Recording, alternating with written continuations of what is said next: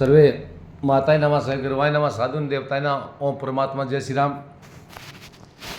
श्री मद्भागवत गीता में श्री कृष्ण भगवान जी अर्जुन को जो उपदेश दे रहे हैं, जो प्रवचन कह रहे हैं, उनको अपने दिल और दिमाग में बिठाएं।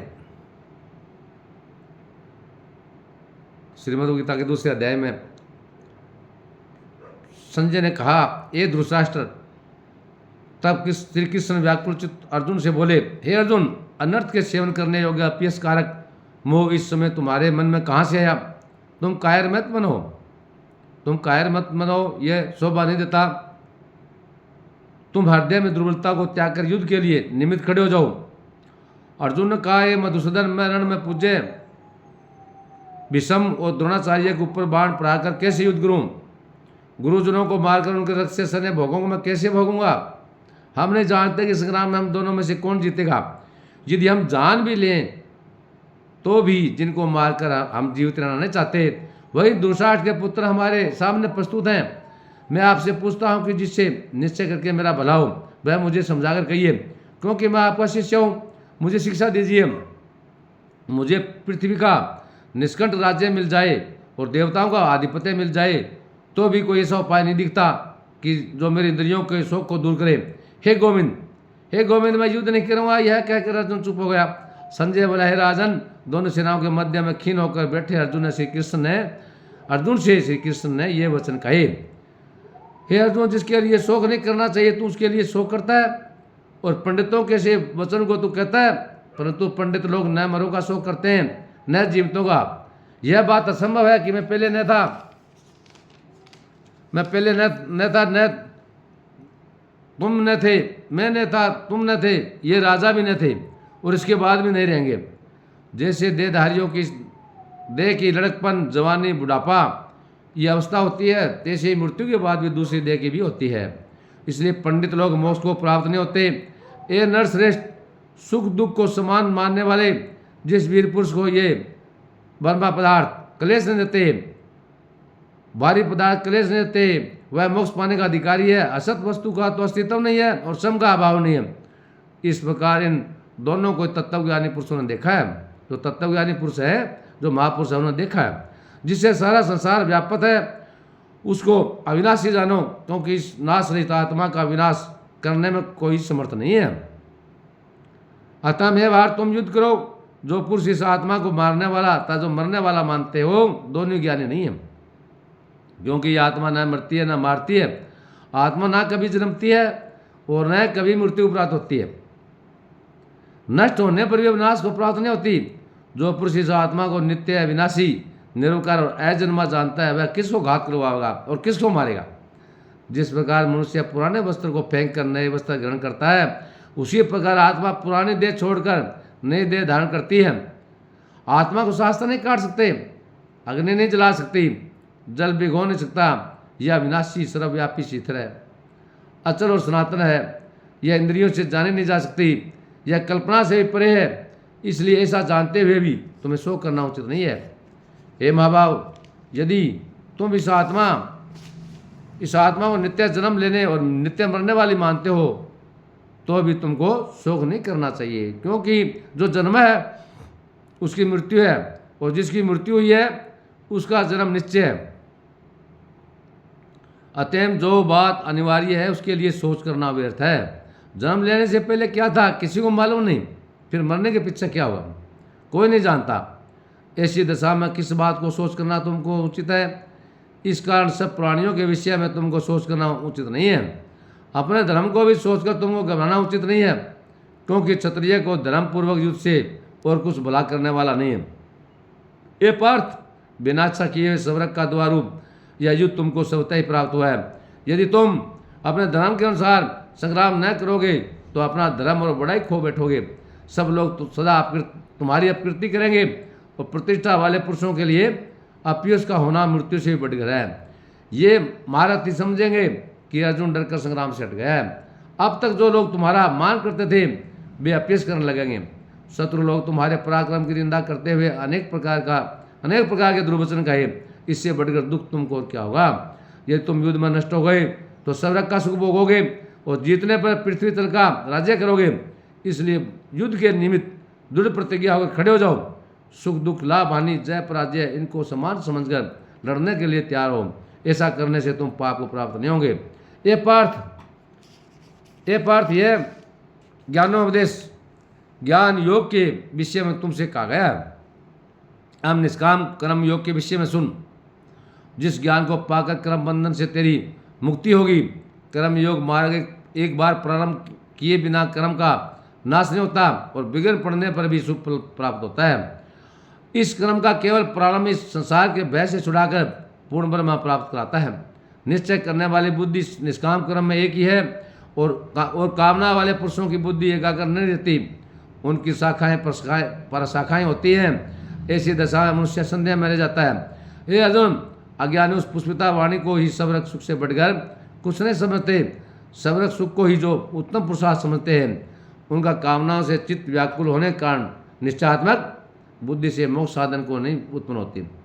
कारण है कि उनका चित्त भोग आदि में सदैव निगमन रहता है। जिन पुरुषों का चित्त इस प्रकार मोह लिपित है और जिनकी आश्रित भोग विलास और ऐश्वर्य में है, ऐसा पुरुष के अंतकरण में निश्चयात्मक बुद्धि नहीं होती। ये अर्जुन, वेद त्रिगुणात्मक है, सकाम है, तुम निष्काम हो जाओ। सुख दुख को समान जानकर नित्य योग क्षेम आदि स्वार्थ में न पड़कर धीरजमान व आत्मनिष्ठ हो। छोटे छोटे अनेक जलाशयों में मनुष्य कार्य सिद्ध नहीं होता। बड़े जलाशयों से वे सभी प्रयोजन अनायास सिद्ध हो जाते हैं। उसी तरह संपूर्ण वेदों में कहा हुआ काम कर्मों का फल ब्रह्मा में भक्ति रखने वाले मनुष्य को सहज ही प्राप्त होता है। तुमको केवल कर्म करना चाहिए। फल तुम्हें केवल कर्म ही करना चाहिए। फल तुम्हारे अधिकार में नहीं है। कृष्ण भगवान से स्पष्ट करें, कर्म करें आप, फल की इच्छा ना करें। और फल है जो हमारा वो अधिकार में है ही नहीं हमारे, तो कर्म हमारे अधिकार में है, वो हमें सत्कर्म करना चाहिए। तुम न तो फल की अभिलाषा से काम करो न निकम्मे ही रहो। फल की आशा त्याग कर कार्य की सफलता को समान मानकर तुम योगास्थ होकर कर्म करो। यही कर्म ज्ञान योग है। इस बुद्धि योग सहित कर्म में अन्य कर्म अत्यंत हीन है। इसलिए तुम बुद्धि योग का आशय ग्रहण करो। फल की इच्छा रखने वाले निष्कट होते हैं। निष्काम कर्म करने वाले पुरुष ईश्वर कृपा से इसी संसार में सुकृत तथा दुष्कृत इन दोनों को ही त्याग कर देता है। इसलिए तुम निष्काम कर्म में प्रवृत्त हो। कर्म फल को त्याग कर ही बुद्धि युक्त ज्ञानी पुरुष जन्म बंधन से हटकर मोक्ष को प्राप्त होते हैं। जब तुम्हारी बुद्धि मोह बंध के बाहर निकल जाएगी, तब तुम्हारे मन में आगे सुनने वाली तथा हुई बातों से विरक्त हो जाएगा। अनेक श्रुति समर्थियों के वचनों को सुनने से तुम्हारी बुद्धि भ्रमित हो गई है। जिस समय वह निश्चल होकर आत्मा में स्थित होगी, तभी तुमको तत्व ज्ञान प्राप्त होगा।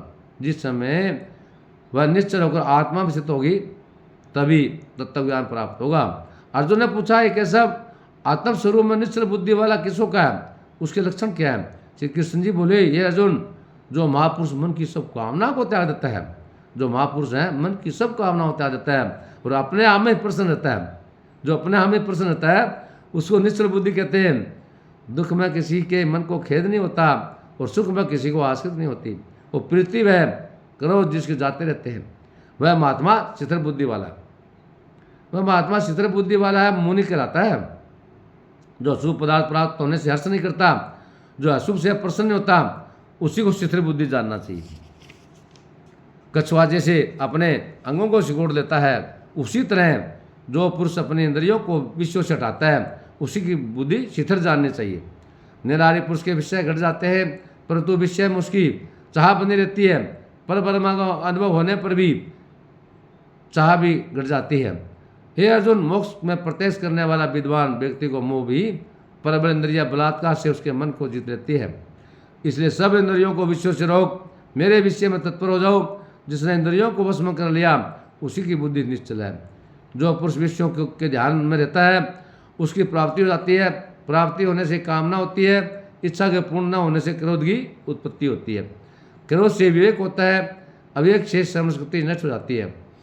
श्रवण शक्ति के नाश होने से बुद्धि से होती है। जिसकी बुद्धि का नाश हुआ वह विनाश को प्राप्त हुआ है। जो पुरुष राग देवेश से रहित हो, देखो कृष्ण भगवान जी स्पष्ट कह रहे हैं कि जिसकी बुद्धि का नाश हुआ वह विनाश को प्राप्त होता है। जो पुरुष राग द्वेष से रहित हो अपने मन को बस में रखता है वह शांति को प्राप्त होता है। शांति मिलने पर सब दुखों का नाश हो जाता है। प्रसन्न चित्त वालों की बुद्धि निश्चल होती है। जो पुरुष योग युक्त नहीं है उसकी निश्चल बुद्धि उत्पन्न नहीं होती, इसमें भावना नहीं होती, भावना के न होने से शांति प्राप्त नहीं होती। अशांत को सुख कहाँ से मिलेगा? जैसे वायु नाव को जल में खींच ली जाती है उसी प्रकार इंद्रियां उस पुरुष की बुद्धि का नाश कर देती है। जिसका मन विषय सिद्धि से इंद्रियों के पीछे लग जाता है, इस कारण से महाभाव जिसने इंद्रियों को विषयों से सर्वथा रोक रखा है उसकी बुद्धि शिथिल है। जो सब प्राणियों की रात उसमें स्वयं ही जागता है और प्राणी मात्र जिस समय जागते हैं मुनिजनों की बराबरी है। जल से भरे समुद्र में और नदियों का जल भरने से भी वह अपनी मर्यादा पर रहता है। उसी प्रकार जिस पुरुष में इच्छा करने रहने पर विषय विषय भोग प्रवेश करते हैं उसी को शांति मिलती है। विषयों की इच्छा करने वालों को शांति नहीं मिलती। जो सब कामना को छोड़कर ताइच्छा विचरता है और ममता अहंकार जिसमें नहीं है वह शांति को प्राप्त होता है। ये पार्थ ब्रह्मा स्थिति यही है। ऐसी स्थिति मिल जाने पर प्राणी फिर मोह में नहीं फंसता और अंत समय में निर्माण ब्रह्मा प्राप्त होता है। आती श्रीमद् गीता सुप्रीम विद्या योग शास्त्र है। श्री अर्जुन संवादे आत्म सहयोग योग रामो द्वितीयो अध्याय। ये दूसरे अध्याय आप लोगों ने बड़े ध्यान से सुना जी। आप सौभाग्यशाली है, आप सब बधाई के पात्र हैं। ध्यान से सुनना और अमल करना प्रतिदिन हम करेंगे। करत करत अभ्यास अनुमति और सुजान तो हमारा हृदय बड़ा खुशहाल रहेगा, हमें शांति भी मिलेगी, हम मोह माया ममता के जाल से छुटकारा मिलेगा। हमें इस बात का से पता लग गया भी आत्मा अमर है, शरीर नश्वर है, जल इसको भिगो नहीं सकता, आग इसको जला नहीं सकती, हवा इसको उड़ा नहीं सकती, इसका कभी जन्म भी नहीं होता, कभी मरण भी नहीं होता है। ये पवित्र आत्मा उस परमात्मा की आत्मा है, उस परमात्मा की हम सभी परमात्मा के उसके अंश हैं। तो दूसरे अध्याय का महामत्व है। अच्छा अभी कर लेते हैं जी। और ये बातें हमें जो भी शब्द हमें जहन में बैठे हैं उनको अमल करें और उस प्रभु परमेश्वर को याद करें। बड़ों को आदर, माता पिता को प्रणाम, बड़ों को आदर सत्कार करें जी, निस्वार्थ भाव से जरूरतमंद की सहायता करें। दूसरा अध्याय का महात्मा। नारायण जी बोले, ये लक्ष्मी दक्षिण देश में एक पूर्ण नाम का नगर था। वहाँ एक देश सुशर्मा धनवान रहता था। वह साधु सेवा करता था। जब संत सेवा करते करते बहुत दिन बीत गए तब एक बाल नामक ब्रह्मचारी आया। उसकी सेवा बहुत करी और विनय करी, ए संजी मुझे कृपा करके श्री नारायण के पाने का ज्ञान उपदेश करो जिससे मेरा जीवन का कल्याण और मुक्ति हुए। तब ब्रह्मचारी ने कहा, मैं तुझे गीता जी के दूसरे अध्याय का पाठ सुनाता हूँ, उससे सुने तेरा कल्याण होगा, तू श्रवण कर। एक याली वन में बकरियाँ चलाता था और वहाँ मैं भजन करता था। एक दिन रात को याली बकरियाँ लेकर घर को चला। मार्ग में एक सिंह बैठा था। सिंह रास्ते में एक शेर बैठा था। एक बकरी सबसे आगे चली आती है, देखकर शेर भाग गया। बकरी को देखकर शेर भाग गया। तब याली यह आश्चर्य देखकर बड़ा चकित हुआ और मैं वहाँ खड़ा हुआ। उस चरवाहे ने मुझे कहा, मैंने यह आश्चर्य देखा है कि बकरी को देखकर शेर डर से भाग गया। तुम त्रिलज्ञ हो, तुम अंतर्यामी हो, वह वृत्तांत मुझे क्या सुनाओ। संत ने कहा, ये याली मैं तुझे एक पिछली वार्ता सुनाता हूँ। पिछली वार्ता में है कि यह बकरी पिछले जन्म में डायन थी। जब इसका पति मर गया तब बड़ी डायन हो गई। जिस सुंदर लड़के को देख ले खा ले वे। और यह शेर पिछले जन्म में फंदक था। यह पक्षी पड़ने को वन को गया था और डायन भी वन को गई। वहाँ डायन ने इस फंदक को खा लिया। अब वही फंदक शेर हुआ है। वो फंदक अब शेर हो गया और वह डायन बकरी हुई है। शेर को पिछले जन्म की खबर है, इसलिए बकरी को देखकर शेर ने जाना कि अभी तुझे खाने आई है। तब याली ने कहा, मैं पिछले जन्म में कौन था। सब संत ने कहा, तू पिछले जन्म में चांडाल था। याली ने कहा, हे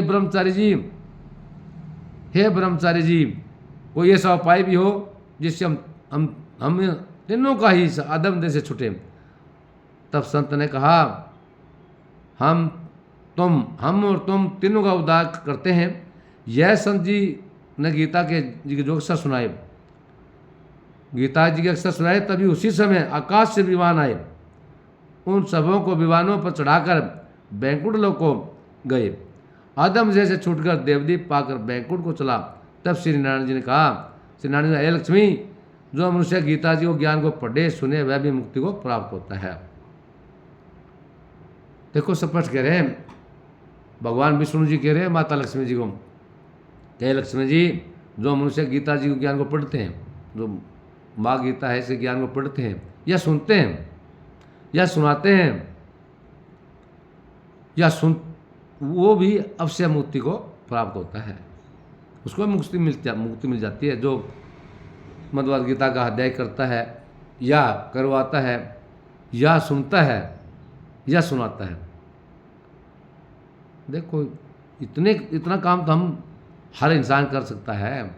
पढ़ नहीं सकते तो सुन तो सकते हैं, सुन नहीं सकते तो सुना तो सकते हैं। खुद ना सुने, वे बिजी हैं, कोई काम है, अपना दिनचर्या है, अपने कार्यक्रम पर करना है, ड्यूटी करनी है, या अपने खेती के काम है, या अपनी कोई सरकारी नौकरी है या प्राइवेट जॉब है, जो भी हम कर्म, वो कर्म है हमारे कर्म हमें करनी है। तो जो भी कर्म करें हम सत्कर्म करें, सच्चाई पकड़ते हुए करें, और जब भी टाइम मिल जाए, दिन में, रात में, सुबह, परमात्मा का नाम लेने में कोई टाइम नहीं है। मेरे सतगुरु महाराज जो महापुरुष हैं, जो ठाकुर कृपाल जी हैं, जो सावन बाबा जी है, जो बाबा जयमल जी है, बाबा शिवदयाल जी, वो कहते हैं राम का नाम कभी लो, उस भगवान को कभी याद करो, किसी की आत्मा मत दुखाओ बच्चों, निष्काम भाव से अपना कर्म करते जाओ, फल की भी इच्छा ना करो। राम का नाम किसी समय ले सकते हो आप, ले लो, खुद महसूस करते हो भाई ये हमें डिस्टर्ब कर रहा है, वो कर रहा है, तो उनको फ़ोन के माध्यम से, टेलीविज़न के माध्यम से, मेरी माता बहनें जो बुजुर्ग हैं, जो बीमार हैं, जो चल फिर चलने में असमर्थ हैं, उनको सुना दे तो भी बढ़ाए के पुण्य कार्य है। और भगवान विष्णु जी समय माँ गीता को कह रहे हैं जी कि जो सुनता है, जो ग्रहण करता है, जो सुनाता है, वो भी मुक्ति को अवश्य प्राप्त होता है। तो जय हिंद, जय भारत, पुण्य। आप सभी को प्रणाम जी, राम राम, जय श्री राम।